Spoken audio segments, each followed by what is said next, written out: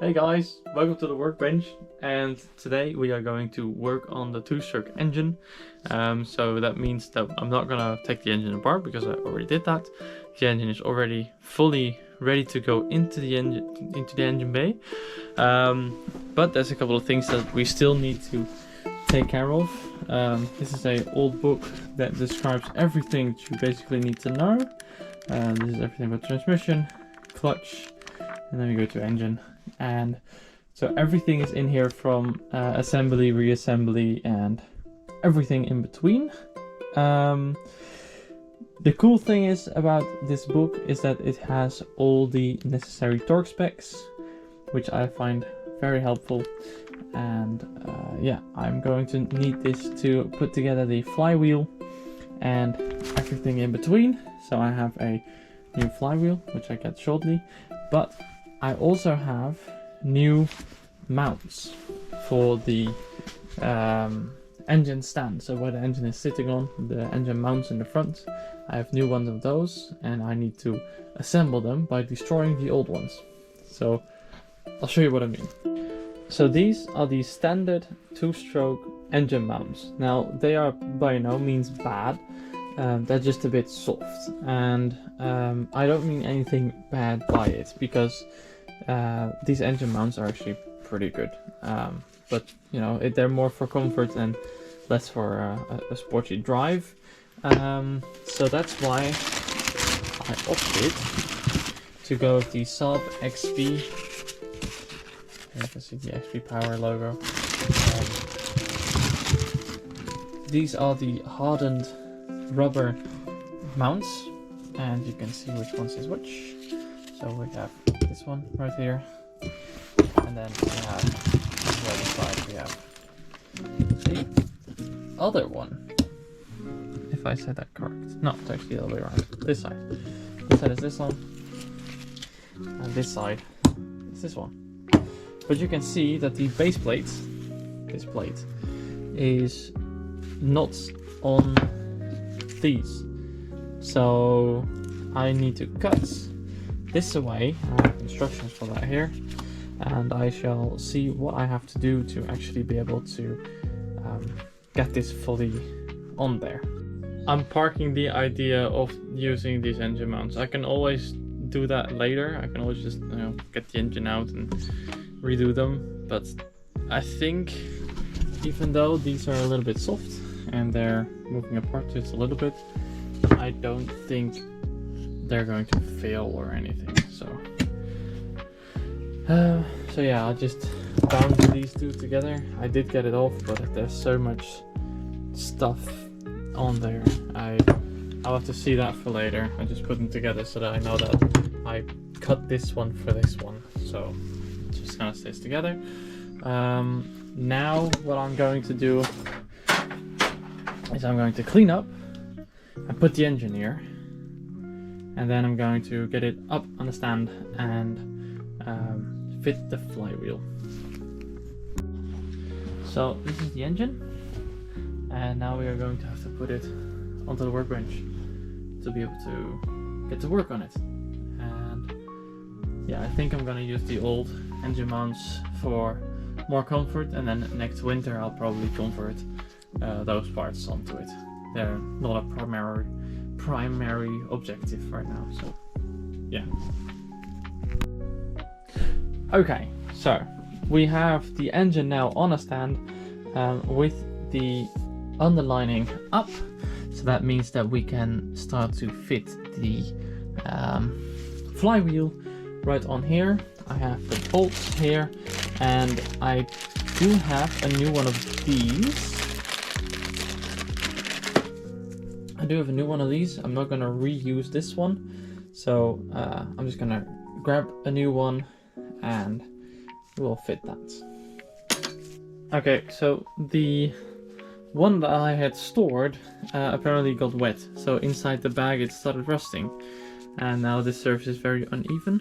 So I think I'm just gonna hold on to this and clean it up later, because this is still like sandblastable, but I cannot sandblast at home.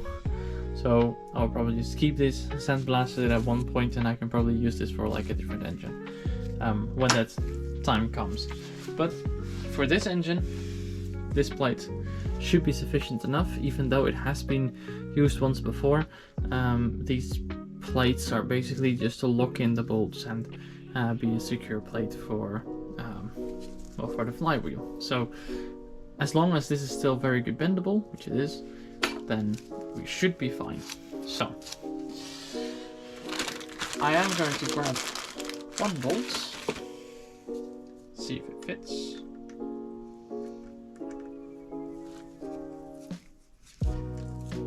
And it does, which is good. So that means that this is correct. So the top one is facing up.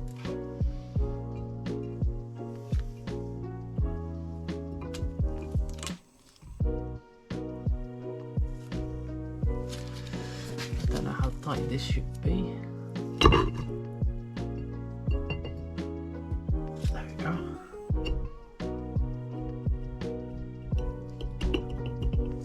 Okay, so that's now on. Now it is time for the plate.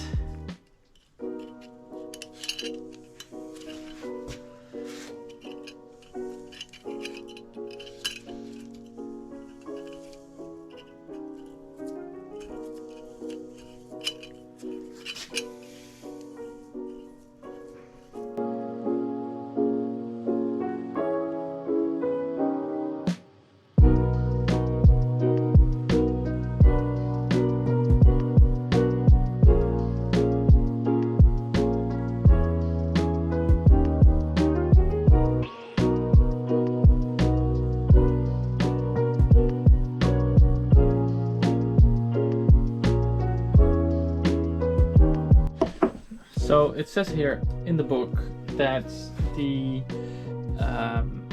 bolts, the flywheel bolts, these ones, need to be tightened to 19 and 24 foot-pounds. I have newton meters here and torque.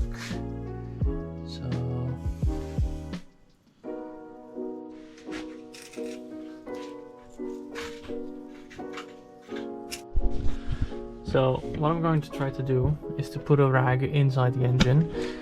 So right now you can see that the pistons are in the down position, or at least the middle one, and that's the one that I'm going to blockade. So I'm going to see if I can fit a rag in here and then move the engine up and hope that it has enough surface area to sort of hydro lock the engine, but then with a rag, and that should give it enough twist resistance to be able to put this on momentum, so, or on actual, like, you know what I mean.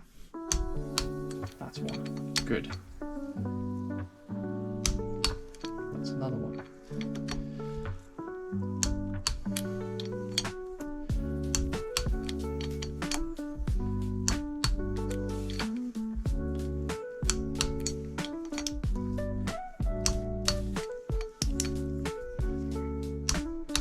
Alright, that's all of them. Before I forget, of course. Okay, so I have it loosely installed. I can still move the clutch plate up and down. My mom is doing cleaning jobs upstairs, so that's what you're hearing right now. Just gonna turn this one back. So, you know, it's still very quite loosely on there, and I can still very much move it around. So this should be good enough for me to put the center shaft in there and center everything.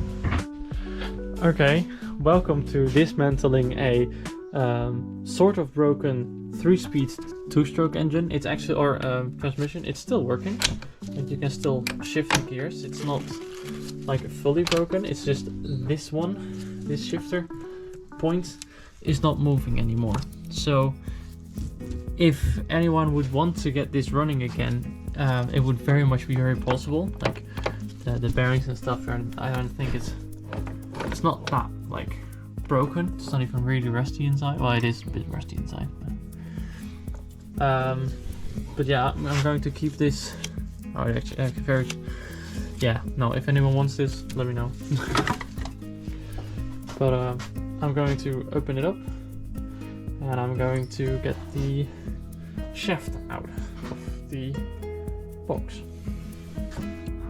I was just messing around, putting this one just behind it so that it's tight, and all of a sudden it came loose. So this is one side that now came off.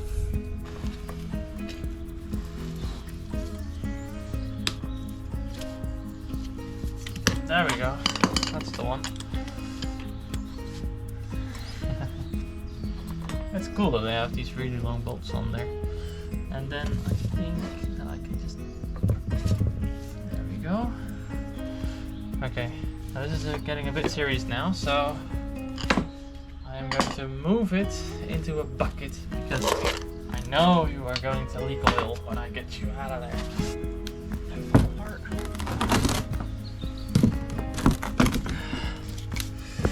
There we go. Okay, so let's get this side out. Look at that, it's all rusty inside and cool. Okay, up we go. Oh, here comes more oil. That's what I thought. Right, so the screwdriver is kind of the last resort. So first I'm going to try and whack it to a point where it is breaking loose.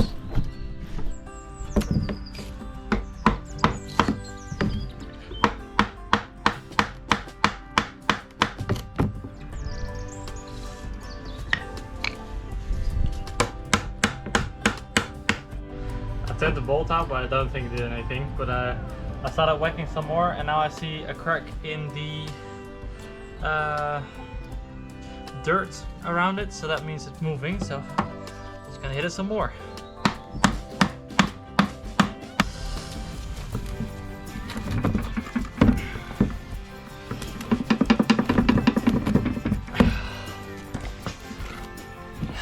And the pins.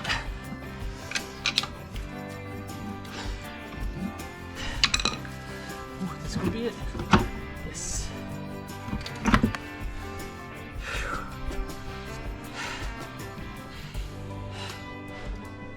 All of that trouble was just for this, so that I can align the plates.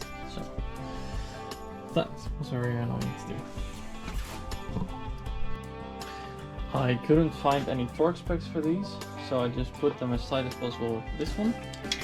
Just putting it on there and having just a bit of momentum on there. Now I am just gonna Google if there are torque specs for these, but I do not seem to be able to find anything of the sort. But yeah, what we have here is a almost finished engine to go into the.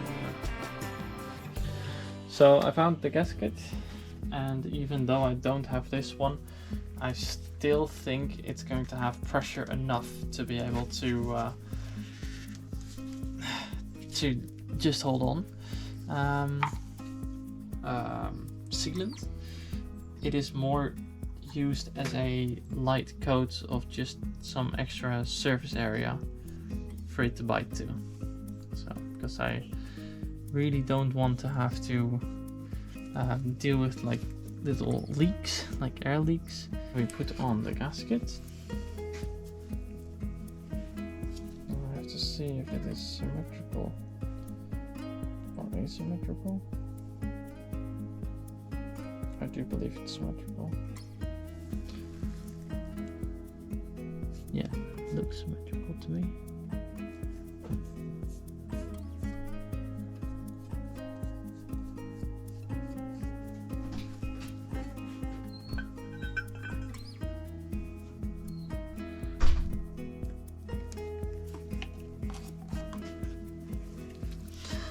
And then we put in the same bolt.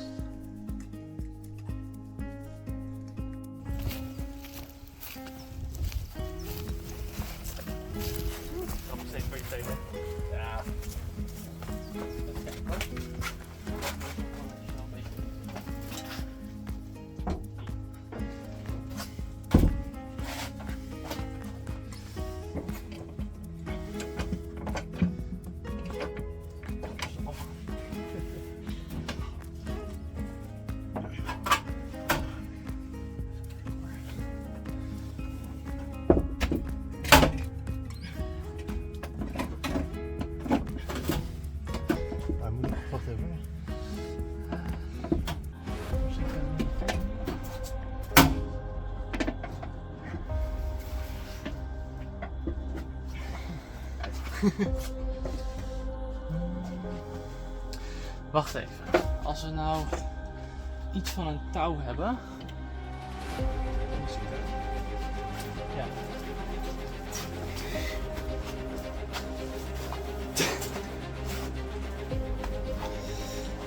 Dan dacht ik om deze even... Ja, zo organiseren.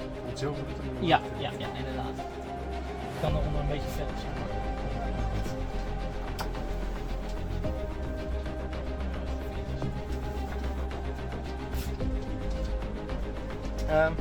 Is het een idee als jullie allebei aan het touw gaan trekken en dat ik hem dan gewoon probeer erop te duwen?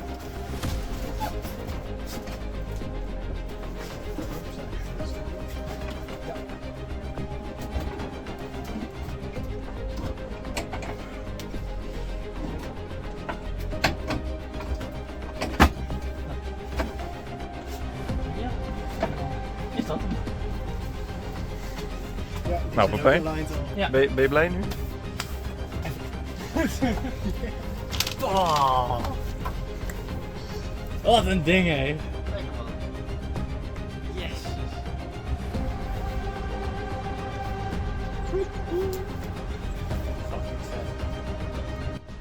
Right, so some new parts have come in. I have a new one of these, which I am going to put in a non-original location because parts are easier that way, and I can wire this in the way that I want it. So yeah, that's just one thing. And then I also have new parts from the Sweedspeed racing, and they are some brand new shocks, which you will see in a little bit when I'm installing them.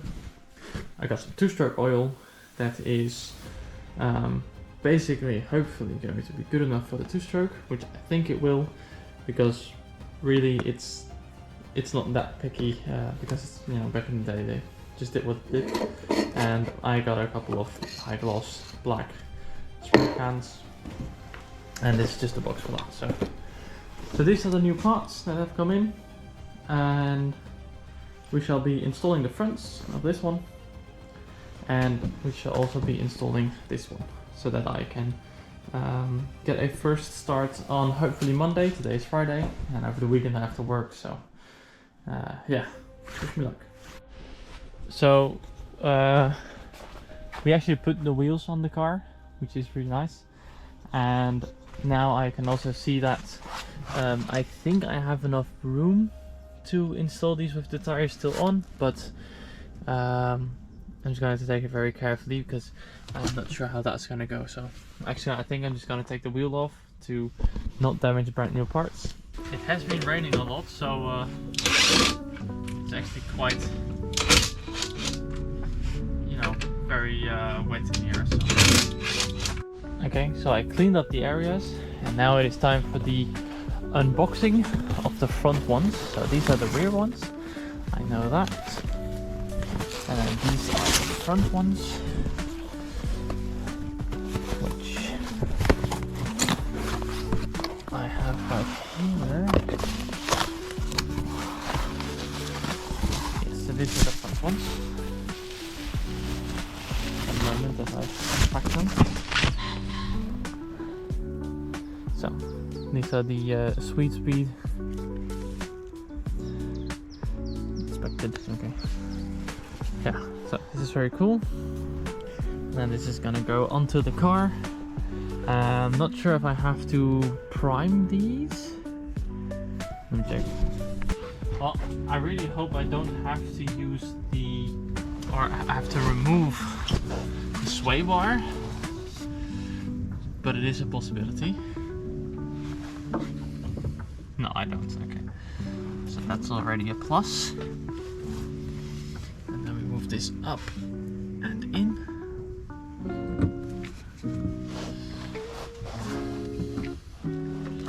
And that should fit quite tightly. So I just whacked it on the top here. And now I will just have to tighten this to really move it further on. Then I'm going to remove the nuts that I'm twisting on right now, and I'm gonna put a washer behind it and put some copper grease on there. And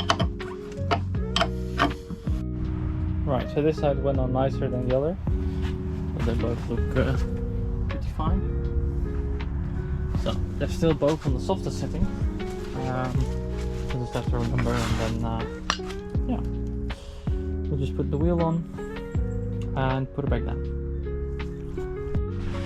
Right, so it is completely in, and now I'm going to put these dots there so that I can mount the new ignition coil, and that will complete the loop for the first start, basically. And we are also very close to a first drive, so just doing some preparation work.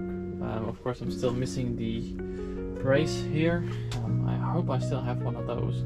I'm gonna check still, because I think that they are the same from the V4 and the 2-stroke. So, but first I'm going to drill those holes. Right, so I contacted the manufacturer of the springs, and this bit needs to be cut so that the travel gap is actually bigger. So I need to cut about 5 centimeters of the bump stop. So yeah, that's something that I'm going to do soon. But not now. What I am going to do is I'm going to remove the clutch pin that's in there, and I'm going to have to get that modified, which also is going to be 5 centimeters or about 3 centimeters longer. So I'm going to measure the total length of the strip, and I'm gonna halve that and add that to the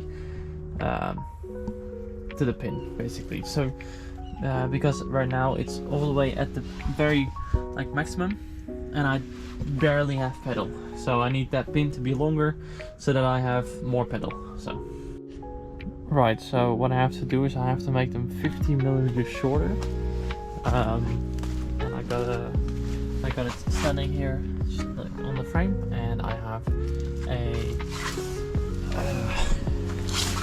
I've got it under tension so that I can move the spring up and down, so that I can just fit a nice big sole in there, and I can make it kind of in a V shape still, because I don't want it to be just flat. So yeah, that's what I'm going to do right now. I think I'm going to do just a little bit more than, or less than 50 off. So I think I'm going to go 40 off. So we'll just do that. It's very hard and it's very tiring, but it goes okay. So just continue with this destroying of plastic parts.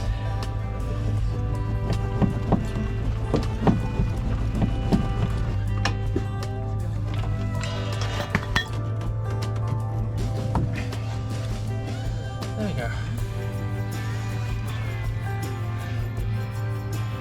Bomb stop modified.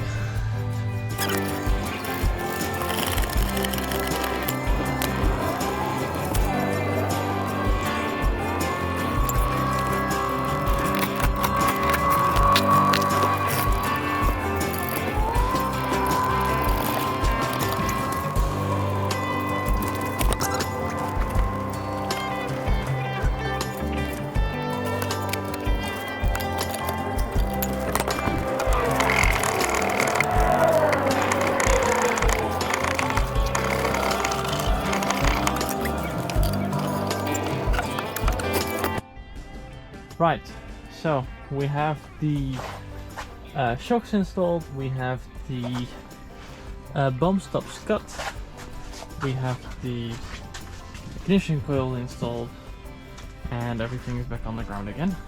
So I also put the fan on in the meantime, so that's fun. And yeah, we're getting really close to that first start. I filled up the transmission with enough oil, so if the moment is right, we can maybe even drive the car. So that will be of course very awesome, but let's not get our hopes up. Everything should work, just a couple of things to do. I have to put some hose clamps on these that are actually going to be under pressure, and for the rest it's all going to be you know, okay. So this should be it for this video. So yeah, engine is in. Next video, first start, or maybe drive, we'll see.